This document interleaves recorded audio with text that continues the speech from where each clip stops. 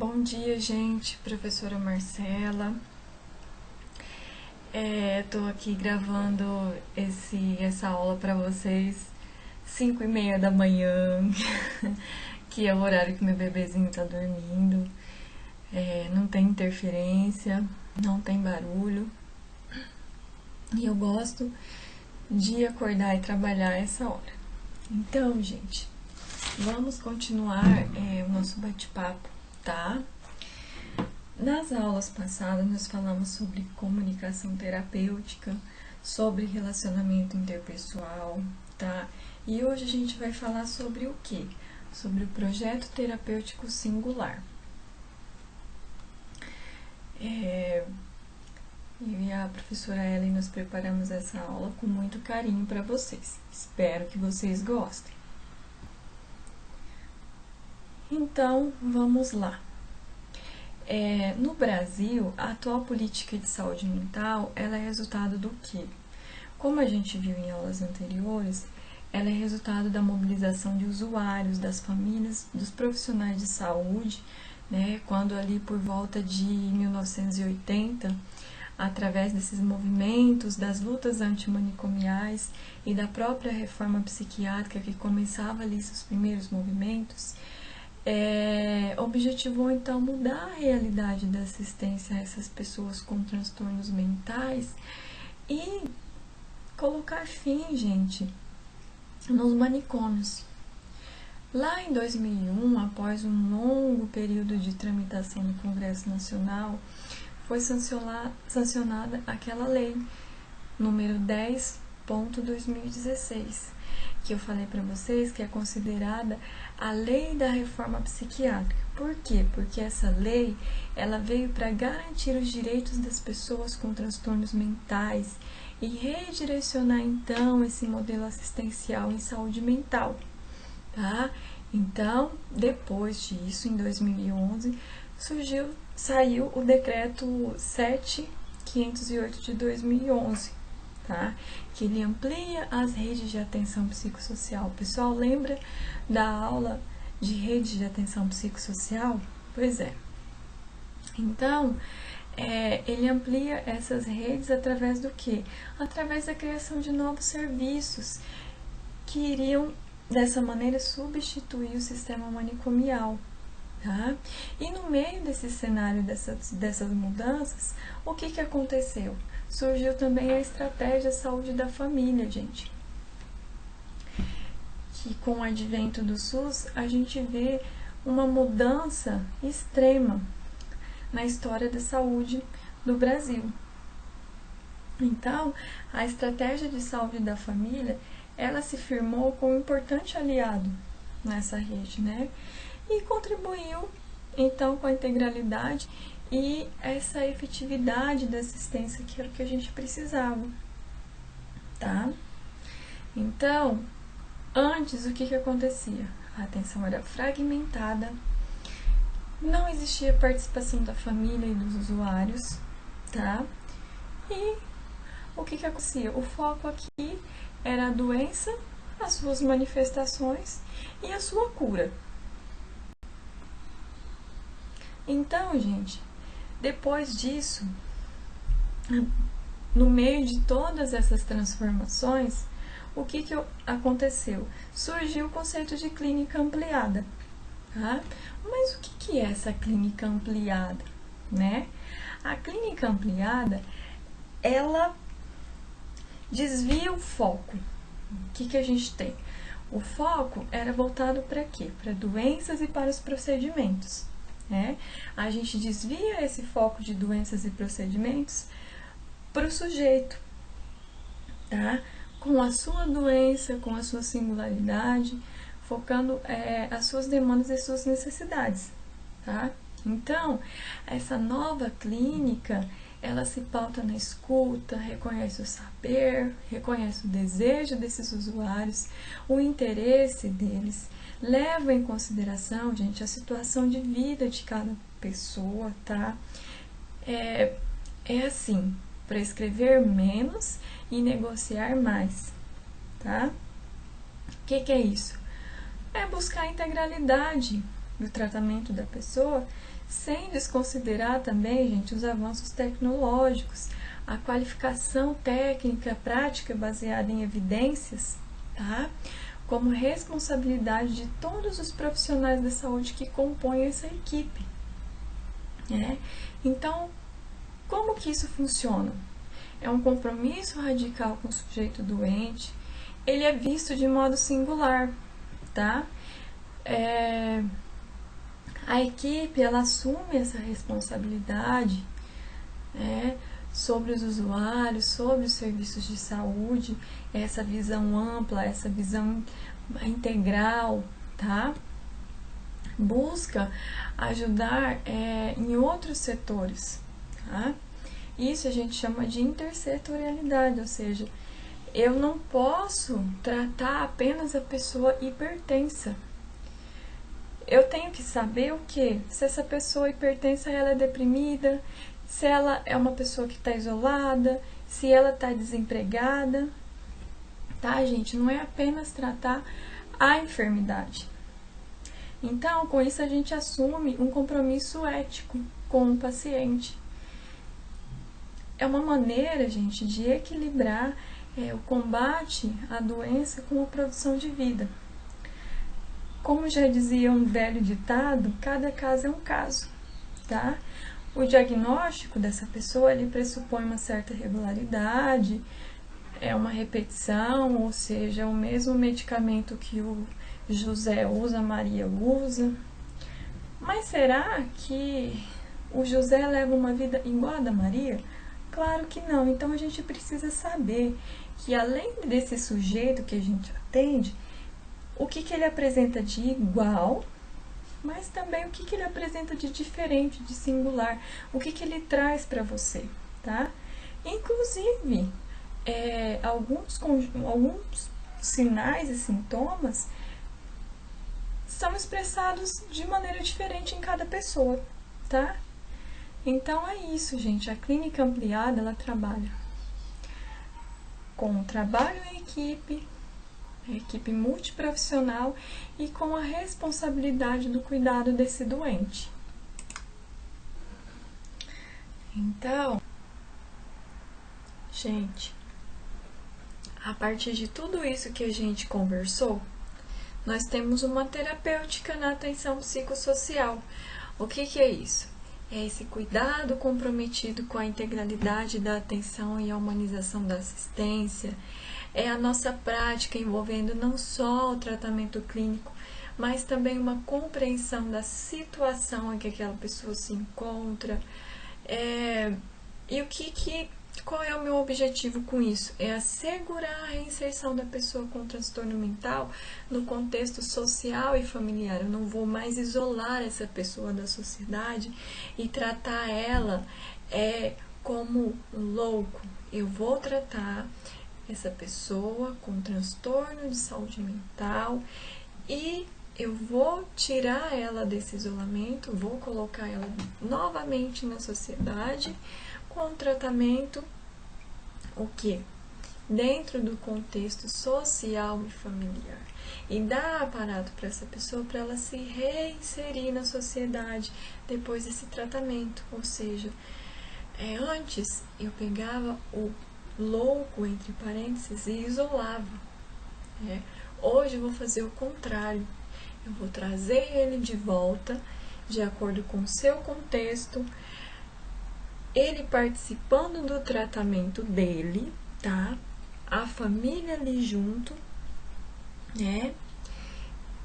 E a partir de então, quando eu pegar esse doente para tratar, eu vou incluir, como já disse, a família, o próprio usuário, e eu vou elaborar o projeto terapêutico singular para esse paciente, tá? E aí, a gente tem aqui o que a gente chama de determinação social do processo doença. Por que ocorreu tudo isso, gente? Bom, com o advento lá atrás da microbiologia, da descoberta do microscópio, né, Pasteur, a gente começou a explicar as doenças de uma forma diferente, tá? Eu tenho um órgão doente porque ele está afetado por conta de alguma patologia. Eu descobri que existem seres microbiológicos, bactérias, vírus, né? Estamos aí em tempos de Covid-19, né, gente?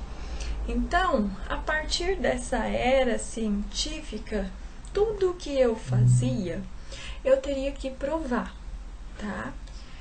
Eu descobri uma doença, eu tinha o diagnóstico dessa doença, eu tinha o tratamento e eu explicava como que ela acontecia. Beleza? Ok? Aí, com o passar do tempo, os profissionais de saúde, né, os médicos, eles começaram a perceber o quê? Que nem todas as doenças eles conseguiam explicar apenas com evidências científicas. Aí começou-se essa discussão de que fatores sociais eles podiam estar envolvidos dentro do processo saúde e doença. E a partir daí, ao longo, depois a gente teve uma caminhada muito longa aí, né? E assim, esse conceito, determinantes sociais da saúde, começamos a falar dele há algum tempo atrás, mas a OMS, em 2005, ela levantou, né, esse conceito no sentido de que? De trazer um debate cujo o principal foco disso era analisar as doenças e o que acontecia na sociedade com o tema das desigualdades. Então, em 2005 foi criada essa comissão específica pela OMS para discutir os determinantes sociais de saúde, tá? Foi convocado autoridades de países, de todos os países, para verificar mesmo essa necessidade, gente, de chegar a uma decisão coletiva, de combater essas desigualdades, e, consequentemente, desigualdades em saúde. A partir de então, os determinantes sociais de saúde, hoje eles são entendidos como o quê? Como as circunstâncias em que as populações crescem, vivem, trabalham e envelhecem, tá? Bem como sistemas implementados para lidar com essa doença e que, por outro lado, eles são moldados também por forças políticas, sociais e econômicas. Nesse sentido, então, as condições de vida, eles conseguiram explicar isso, que as condições de vida, elas se mostram determinadas pelo lugar que cada pessoa ocupa na sociedade. E aí eles falam o quê?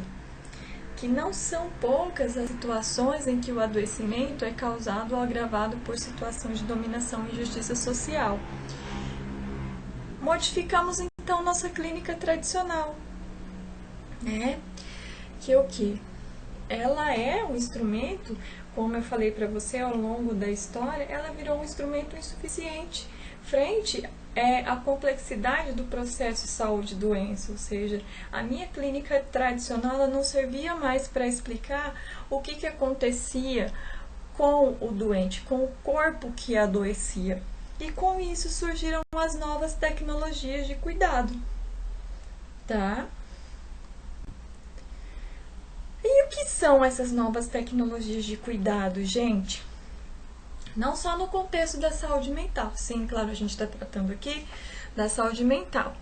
Mas tecnologias em saúde, tecnologias de cuidado, começaram a ser implementadas. Tá? O que são isso? Tecnologias leves. É o acolhimento, é o toque, tá? É a escuta. É tudo isso que a gente trabalha para cada um. Tá?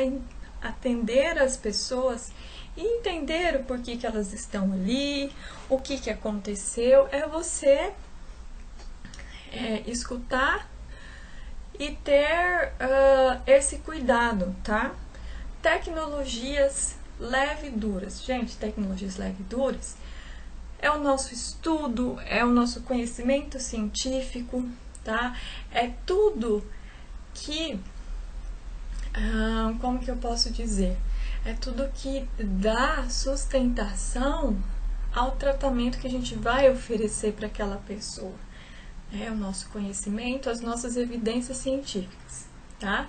E as tecnologias duras realmente são todo esse aparato tecnológico que nós temos hoje da medicina, aparelhos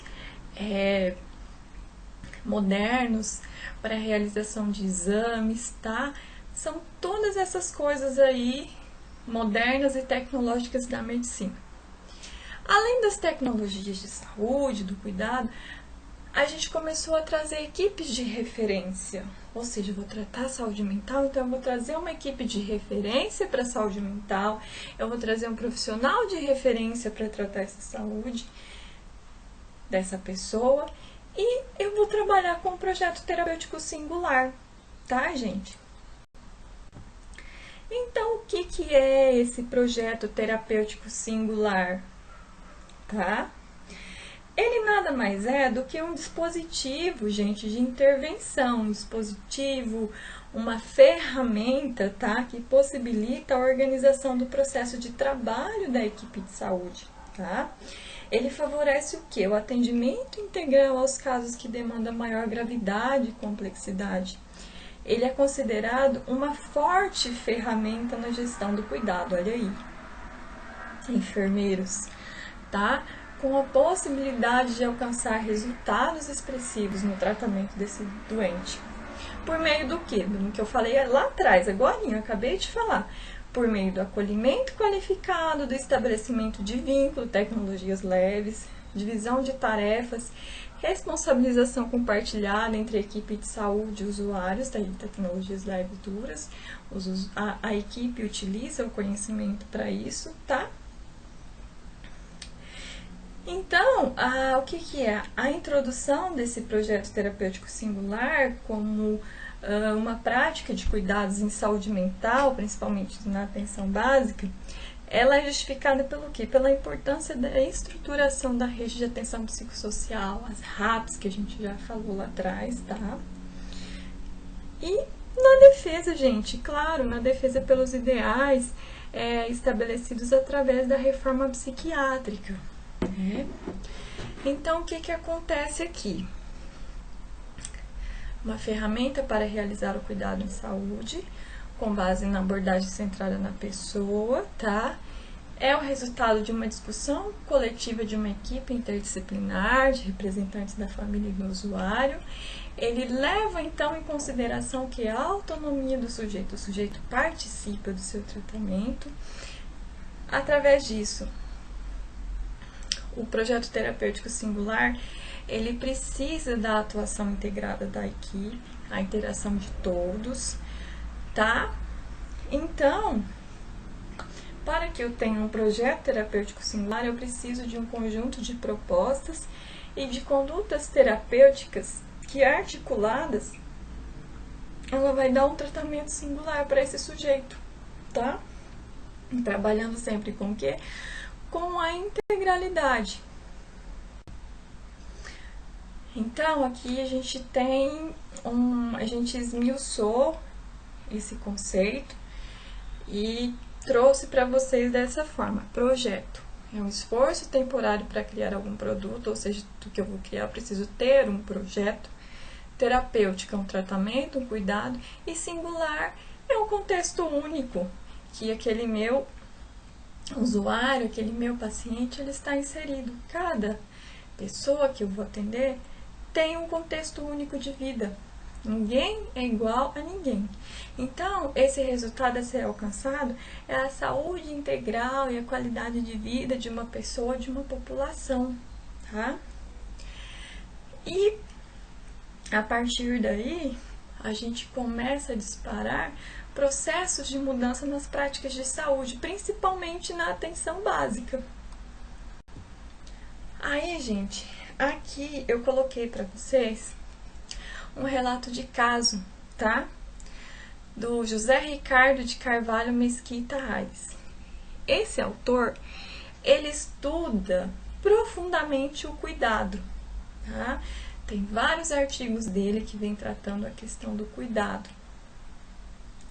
E aí ele fala assim, ó: saí do consultório e caminhei pelo corredor lateral até a sala de espera.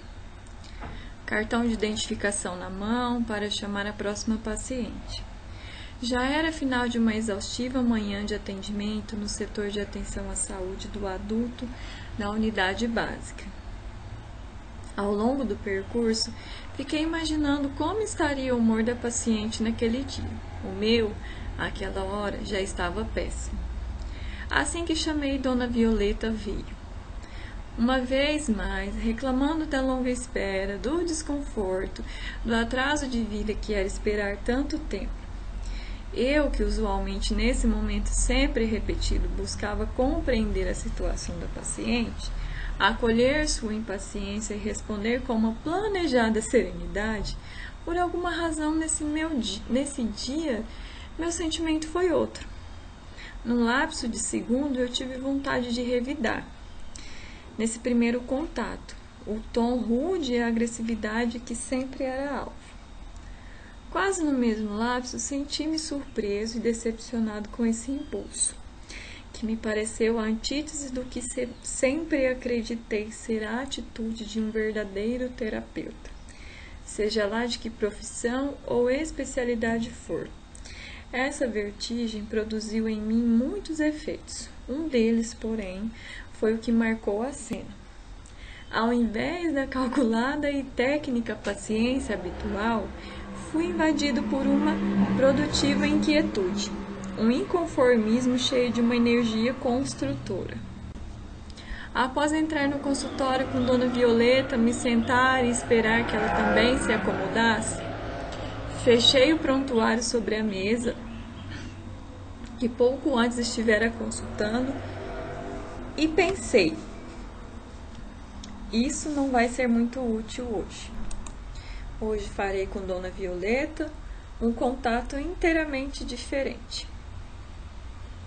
Sim, porque me espantava como podíamos ter repetido tantas vezes aquela mesma cena de encontro. Encontro com os mesmos desdobramentos, sem nunca conseguir dar um passo além. Inclusive do ponto de vista terapêutico, pois era sempre a mesma hipertensão descompensada, aquela que não importa quais drogas ela precisa tomar, dietas, os exercícios que eu prescrevesse, surgia diante de mim em intervalos regulares. Sempre a mesma hipertensão, o mesmo risco cardiovascular, sempre o mesmo mau humor, a mesma queixa, falta de sentido daquela longa espera. A diferença hoje era a súbita perda do meu habitual controle, autocontrole. Lamentável por um lado, mas por outro, condição para que uma relação inédita se estabelecesse. Para espanto da minha aborrecida paciente, não comecei com o tradicional como passou desde a última consulta. Ao invés disso, prontuário fechado, caneta no bolso, olhei bem os seus olhos e disse: hoje eu quero que a senhora fale um pouco de si mesma, da sua vida, das coisas que gosta ou de que não gosta, enfim, do que estiver com vontade de falar. Minha artúrgida interlocutora me olhou de um modo como jamais me havia olhado. Foi vencendo aos poucos o espanto, tateando o terreno, talvez para se certificar de que não me entendera mal, talvez para também ela encontrar outra possibilidade de ser diante de mim. Dentro de pouco tempo, aquela mulher já idosa, de ar cansado, que o característico humor acentuava, iluminou-se e pôs-se a me contar sua saga imigrante. Falou de toda a ordem de dificuldades que encontrara na vida no novo continente, ao lado do seu companheiro, também imigrante. Com uma ligação de cada parte com toda a sua história, destacava-se uma casa, a sua casa, seu grande sonho, e do seu marido, construída com o labor de ambos, engenheiros e arquitetos autodidatas. Depois de muitos anos, a casa ficou finalmente pronta. Então, quando poderiam usufruir juntos do sonho realizado, seu marido faleceu. A vida de Dona Violeta tornara-se subitamente vazia, inútil, a casa, o esforço, a migração. Impressionado com a história e com o modo muito literário como a havia narrado para mim, perguntei em tom de sugestão se ela nunca havia pensado em escrever a sua história, ainda que fosse apenas para si mesma. Ela entendeu perfeitamente a sugestão, a qual aderiu pronta e dedicadamente. Não me recordo mais se ela ainda voltou a reclamar, alguma vez de demoras, atrasos, etc. Sei que uma consulta nunca mais foi igual à outra, e eram de fato encontros, o que acontecia a cada vinda sua ao serviço. Juntos, durante o curto tempo em que por qualquer razão continuamos em contato, uma delicada e bem-sucedida relação de cuidado aconteceu. Receitas, dietas e exercícios continuaram presentes. Eu e ela é que éramos a novidade ali. Então, gente, qual que é a moral da história? Vou deixar aí para vocês pensarem. A partir da hora que esse médico, esse profissional de saúde ali escutou a pessoa e o que ela tinha passado, qual que era a sua história e o contexto que ela estava vivendo, ele entendeu por que ela era assim, tá? E ele passou a tratar ela de forma singular, assim como não só ela, mas todos os outros pacientes, entender a história de cada um e dar esse tratamento singular que cada um merece, tá? Então, gente, o que é o desafio aqui? É perceber qual é a real necessidade de cuidado. Para você implantar um projeto terapêutico singular, você precisa disso. Então, para identificar a maior parte das necessidades de cuidado em saúde, nós precisamos utilizar tecnologias relacionais, tecnologias leves, Cuidado, o vínculo, a comunicação terapêutica. A gente já falou sobre comunicação terapêutica na aula passada, o acolhimento e a escuta. E agora a gente está falando do projeto terapêutico, mas como que eu construo um projeto terapêutico singular? Primeiro eu preciso do diagnóstico. Eu preciso desse diagnóstico. E como que eu vou começar? Quem é essa pessoa?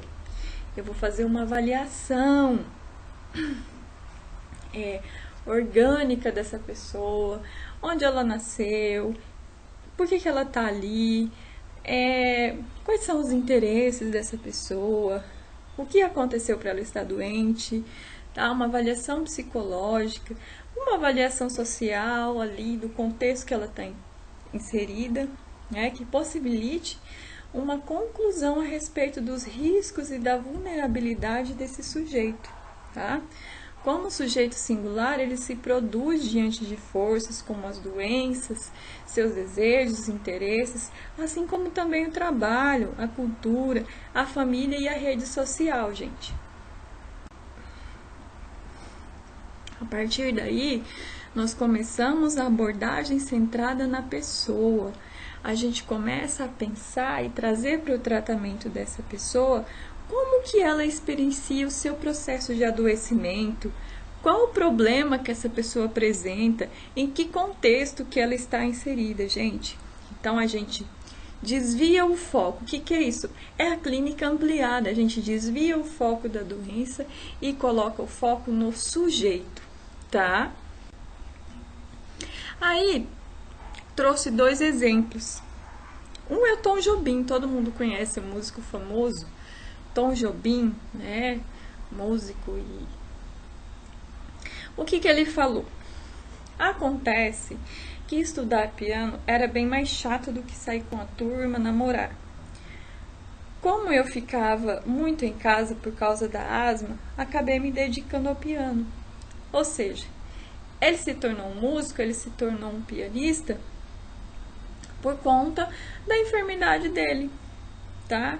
Então, assim, ele estava dentro de casa, ele não podia sair, ele não podia levar uma vida normal como as outras pessoas. E ele acabou encontrando dentro da casa dele uma atividade para ele fazer, e ele acabou se especializando e ficando muito bom nisso. Mas por quê? Porque aconteceu a doença. Então, ele virou músico por causa de todo esse contexto, tá, gente? Outro exemplo é a Frida Kahlo, tá? No depoimento dela, ela fala assim: não tinha grande interesse pela pintura, ela é uma artista, apesar de seu pai ser pintor.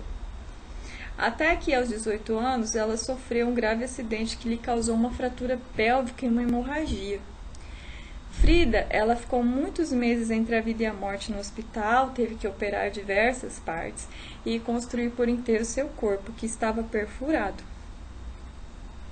Então, durante essa caminhada dela dentro do hospital, dentro do ambiente de saúde, ela começou a pintar, usando as caixas de tinta de seu pai e um cavalete adaptado à cama.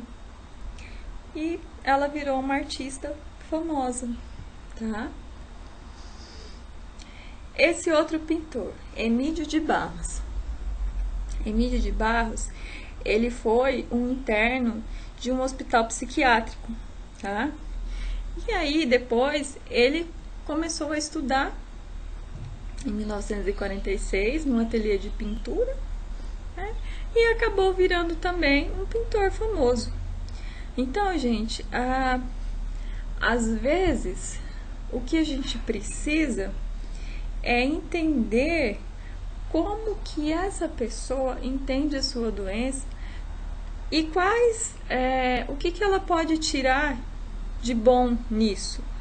Porque a gente não vai só escutar, não vai só entender o contexto que ela está, mas também, gente, a gente tem que entender isso. O que eu posso trazer para essa pessoa ficar mais, não sei se é essa palavra, mais confortável dentro ali da sua enfermidade e do seu sofrimento.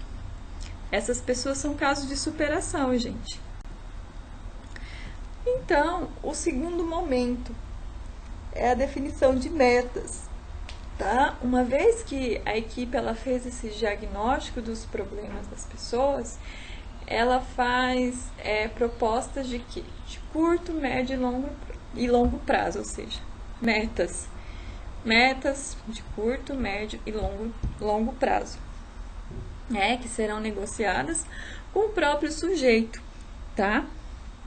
Então, a gente vai trabalhar com esse paciente e a gente vai trabalhar no que ele gostaria de ser feito no seu próprio tratamento, definindo metas para que sejam cumpridas, acompanhadas e, consequentemente, avaliadas por nós.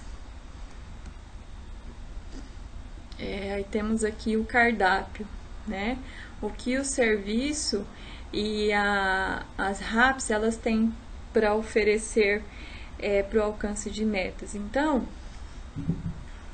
as redes de atenção psicossociais, elas trazem inúmeras formas de a gente trabalhar com esse doente, né?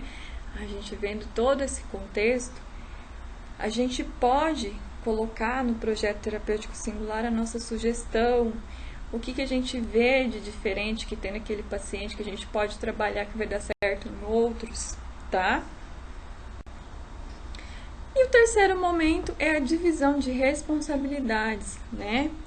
Definir as tarefas de cada pessoa da equipe com clareza. Mas não é só a atuação da equipe. A gente tem que incluir as responsabilidades do usuário. Então, vamos fazer um contrato com esse usuário. A gente vai tratar esse usuário, esse paciente, mas a gente também vai estabelecer um contrato e ele também tem que seguir isso, gente. Um contrato de convivência, um contrato do seu próprio tratamento, corresponsabilizando também a pessoa pelo seu tratamento. Então, aqui a gente tem a corresponsabilidade, né? A responsabilidade compartilhada entre usuários, famílias, equipe de saúde, tá? Vamos usar aí um exemplo atual. A gente está sendo corresponsável pela não transmissão do coronavírus. Cada um está tomando os devidos cuidados. O profissional de saúde está lá no hospital se corresponsabilizando pela saúde da população, e a população tem que se corresponsabilizar pela sua própria saúde e, consequentemente, a saúde do profissional. O que a gente está pedindo para as pessoas?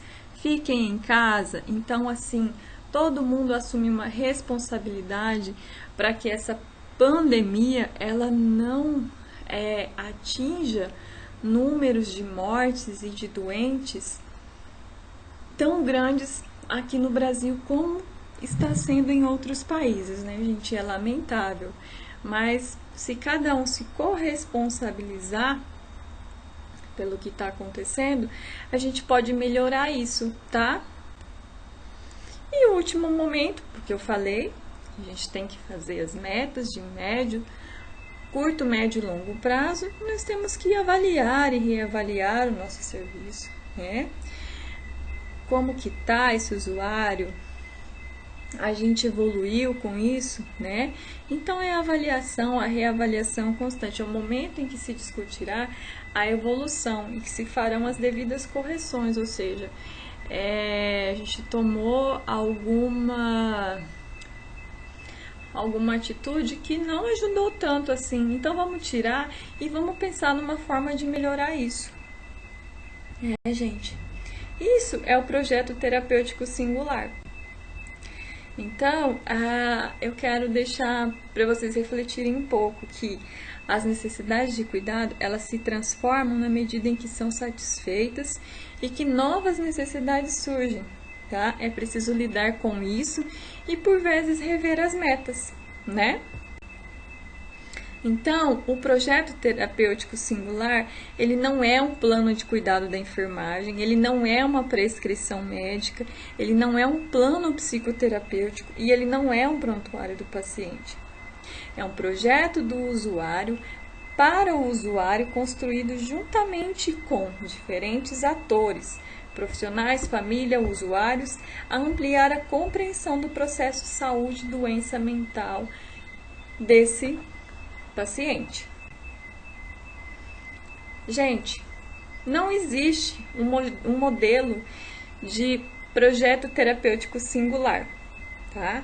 Há caminhos de construir esse projeto terapêutico singular, pautado na centralidade do paciente, no trabalho em equipe, no uso de tecnologias e na intersetorialidade. Agora, como tarefa, eu deixo vocês construírem um projeto terapêutico singular, tá? Eu achei, vou deixar anexado no AVA, junto com essa aula, um artigo que ele fala das políticas, da política de saúde mental, tá? Dentro do projeto terapêutico singular. Gente, esse artigo, esse primeiro artigo, ele é um resumo de tudo que a gente estudou até hoje. Tem a linha do tempo, gente, vem explicando tudo o que aconteceu desde o início da reforma psiquiátrica. É um artigo muito bom para vocês lerem e relembrar o que a gente trabalhou até aqui. E ele trabalha até o momento do projeto terapêutico singular, tá? E um outro artigo que eu achei, que inclusive foi de uma professora minha lá de Barra, foi ela que publicou esse artigo, ele traz um modelo de projeto terapêutico singular. Então, pautado nesses dois artigos e nessa aula de tudo que eu expliquei para vocês, eu vou pedir como atividade para vocês construírem um projeto terapêutico singular, tá? Então é isso, gente. Eu deixo a tarefa para vocês. Estudem, escutem as aulas, escute as videoaulas. A gente preparou com muito carinho para vocês, tá? É de coração mesmo isso que a gente está fazendo. E qualquer dúvida pode me perguntar. A gente tem o grupo da disciplina, tem meu WhatsApp. Eu estou aqui para ajudar vocês.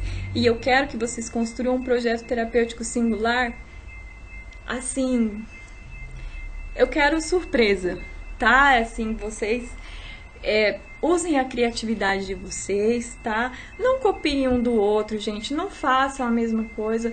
Não tenham descaso com as atividades, tá? Mas assim, já que vocês estão em casa, sentem e estudem e aproveite esse tempo, gente. E construa cada um seu projeto terapêutico singular, pautado em seus conhecimentos, o que a gente já trabalhou até aqui, e fiquem à vontade para buscar mais artigos, tá bom, gente? Um abraço, qualquer coisa estou à disposição.